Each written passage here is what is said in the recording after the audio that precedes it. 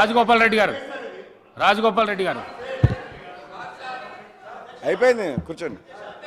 అధ్యక్ష ధన్యవాదాలు. అధ్యక్ష ఎంతసేపు మాట్లాడతారు జగదీశ్వర్ రెడ్డి గారు? మీరు చెప్పిన ఎంక్వైరీ అన్ని మా ముఖ్యమంత్రి గారు జ్యుడిషియల్ ఎంక్వైరీకి ఆర్డర్ ఇచ్చిండ్రు. మీరు చేయాల్సిన పని మీరు చేసిండ్రు. ఇప్పుడు మేము చేయాల్సిన పని మేము చేస్తాం. కూర్చోండి నేను మాట్లాడతా. మీరే జ్యుడిషియల్ ఎంక్వైరీ చేయమని చెప్పి అడిగిండ్రు ప్రభుత్వాన్ని. ముఖ్యమంత్రి గారు ముందుకొచ్చి నిష్పక్షపాతంగా ఎంక్వైరీ చేస్తామని చెప్పిండ్రు.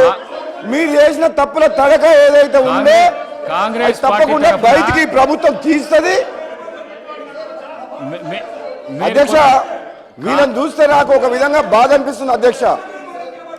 ఎందుకంటే వీళ్ళు పాత పార్టీ కొత్త పార్టీ పదే పదే మా సభ్యులను ఉద్దేశించి అంటున్నారు మీరు ఆ పార్టీలో ఉన్నప్పుడు ఈ పార్టీలో ఉన్నప్పుడు అని అంటున్నారు. కానీ ఒక్కటి మాత్రం అర్థమవుతుంది అధ్యక్ష, వీళ్ళ పార్టీ మాత్రం రాబోయే రోజుల్లో ఈ బీఆర్ఎస్ పార్టీ తెలంగాణ రాష్ట్రంలో కనుమరుగు అవడం మాత్రం ఖాయం అధ్యక్ష. ఈ పార్టీ ఉండదు అధ్యక్ష. కానీ వీళ్ళని చూస్తే నాకు బాధ అనిపిస్తుంది అధ్యక్ష, జాలేస్తుంది.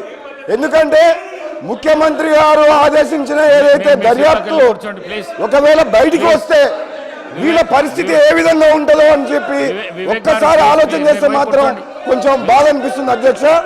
వీళ్ళు చేసిన తప్పుడు పనులు అంతా ఇంత కాదు, ఈ రాష్ట్రాన్ని మొత్తం అప్పులతో ఊబిలో నెట్టుకుపోయారు. కాబట్టి వీళ్ళని బ్రహ్మ దేవుడు కూడా కాపాడలేరు అధ్యక్ష. వీళ్ళని